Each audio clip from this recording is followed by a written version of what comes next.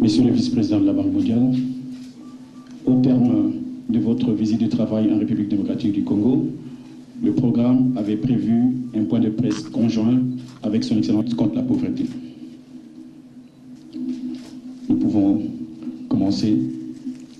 De décliner l'organe de presse auquel vous appartenez, de poser une question précise et brève. La conférence de presse, au point de presse, va se dérouler en 30 minutes. Merci. Geopolis Magazine. J'ai en fait une question qui a deux petits volets. Ces montants sont en fait des dons, presque des dons. Mais les besoins du pays sont énormes et est un peu plus élevé. Parce que malgré ces... Je vais prendre cette opportunité pour remercier vraiment les autorités de la République démocratique du Congo, le chef de l'État qui a eu vraiment l'amabilité et la gentillesse de me recevoir hier, malgré son calendrier extrêmement chargé. Mais vraiment remercier le Premier ministre Matata et son équipe qui ont été vraiment des hôtes d'une qualité extraordinaire. Je voudrais prendre vraiment cette opportunité pour saluer son leadership en tant que chef de gouvernement sous la direction du président Kabila, qui vraiment a pu aider à contribuer à mettre en place un programme de croissance et d'assainissement des finances publiques qui est d'une qualité extraordinaire. Et pourquoi c'est d'une grande qualité? Ce sont les résultats obtenus par le pays. Vous savez très bien que la République démocratique du Congo en 2009 connaissait un taux d'inflation de 46% et aujourd'hui se trouve à un taux d'inflation d'1%. Je crois qu'une telle réduction de l'inflation en si peu de temps est quelque chose que très peu de pays ont réussi à faire. Et je crois que ce qui est encore plus impressionnant, c'est que cela s'est fait tout en maintenant un taux de croissance élevé qui a varié entre 7 et 8% et qui l'année prochaine est projeté à 9%. Et tout en faisant cela, le pays a réussi à investir dans les secteurs sociaux, dans les secteurs des infrastructures. Et j'ai très impressionné en visitant Kinshasa et ses alentours. J'ai eu l'occasion d'aller à Inga, j'ai eu l'occasion d'aller aujourd'hui visiter le projet de pôle agroéconomique, de voir comme les infrastructures vraiment ont été construites. Donc je crois qu'il y a réellement une performance qui est impressionnante, qui a vraiment permis de maintenir une croissance, de réduire l'inflation, de reconstruire les réserves du pays et en même temps d'investir de manière significative. Donc, les ressources que la Banque mondiale a mis à la disposition du Congo dans ce contexte pour accompagner cet effort, des ressources importantes, vous avez mentionné. Ce sont tous des ressources constitutionnelles quasi-dons. Et la base sur laquelle ces ressources sont allouées à travers notre fenêtre IDA, c'est sur la base des performances qui sont captées à travers ce qu'on appelle le CPIA, qui est un indice qui montre la solidité des réformes et des programmes économiques en place par le pays.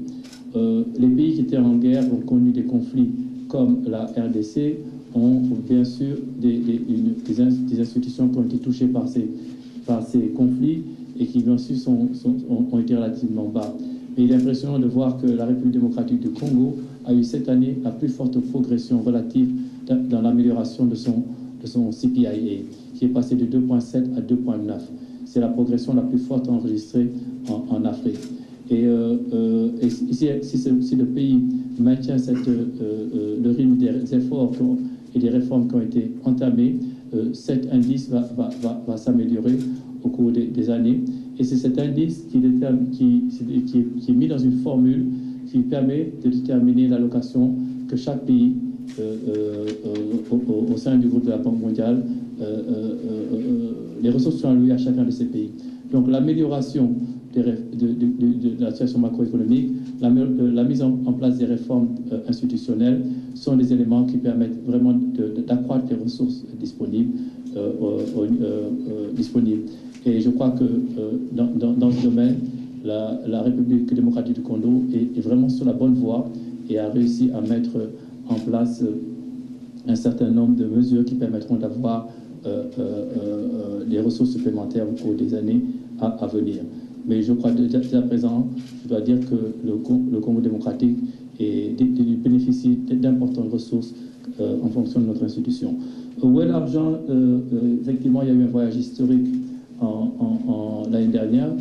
Le président de la Banque mondiale, Jim Kim, et le secrétaire général des Nations Unies étaient présents à Kinshasa. Et nous avons bien sûr pris l'engagement de mettre en place un certain nombre de ressources. Ces ressources sont arrivées, elles sont bien là, et je pense que vous en avez vu déjà une partie. Nous avons procédé sur la partie est à la réhabilitation des barrages hydroélectriques qui étaient à la frontière des 3 pays que sont le Burundi, la DRC et le Rwanda. Et cela va permettre de produire encore plus d'électricité sur la sous-région. Cela a été approuvé par le board et c'est déjà mis en œuvre. J'ai signé pas plus tard qu'hier 2 nouveaux projets, un qui est lié aux questions de santé, aux questions de violence liées au genre et la réinsertion des femmes dans les activités économiques à la suite des conflits, et pour un montant de 76 millions de dollars. J'ai également signé hier 90 millions de dollars qui permettront de mettre en place la fibre optique au niveau régional, qui permettra justement de renforcer les liens et les relations entre les pays et également d'améliorer la compétitivité de l'économie du Congo démocratique. Cela sont quelques exemples d'activités qui sont liées à cette initiative, et d'autres activités sont en cours de préparation et vont être mises en œuvre très rapidement. Merci, Monsieur le Vice-président. Vous aviez parlé du cadre macroéconomique et une certaine opinion congolaise résume effectivement l'action du gouvernement Matata à cette stabilité du cadre macroéconomique, des chiffres qui ont du mal à se concrétiser, comme le diraient certains.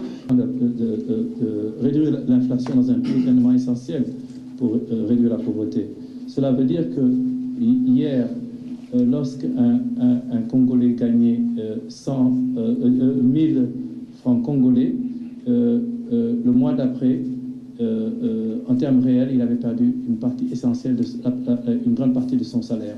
Aujourd'hui, quand un Congolais met 1000 francs congolais dans sa poche, l'année suivante, il n'y a que 1% de cette valeur qui a été perdue à cause de l'inflation. Donc en termes réels, ce que chaque Congolais aujourd'hui met dans sa poche et qui peut utiliser pour faire face à ses besoins de base,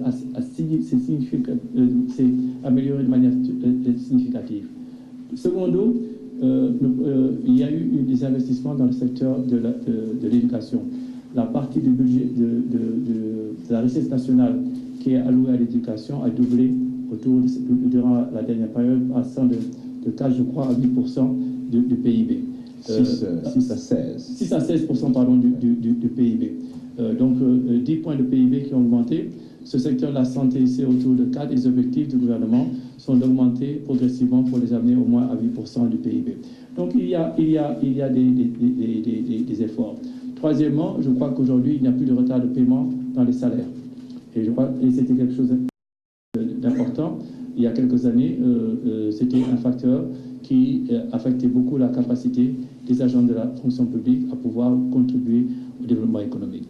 Il y a eu des investissements dans le secteur de l'infrastructure. Aujourd'hui, il y a une réhabilitation des turbines de Inga 1, Inga 2 qui permettent d'avoir beaucoup plus d'électricité, qui permettent aux populations de base d'entrer dans des activités, que ce soit les petits mécaniciens de rue, que ce soit les personnes qui ont un petit atelier dans un quartier ou les personnes qui font d'autres activités. Ce qui a été fait aujourd'hui contribue, de mon point de vue, de manière significative à réduire la pauvreté. Et les chiffres qui sont en train d'être mis à jour, je pense, vont indiquer de manière plus précise et quantifier les progrès. Cela a été suffisant? Non. Le gouvernement est le premier à nous dire qu'il veut plus et aller plus vite. Et c'est tout l'objet des discussions que nous avons eues avec le Premier ministre Matata et son équipe. Quelles sont les pistes qui ont été ouvertes? Je viens, il y a quelques heures de cela, j'étais à 250 km, je crois, de Kinshasa pour visiter un parc agro-industriel. L'idée de ce parc, c'est comment augmenter la production agricole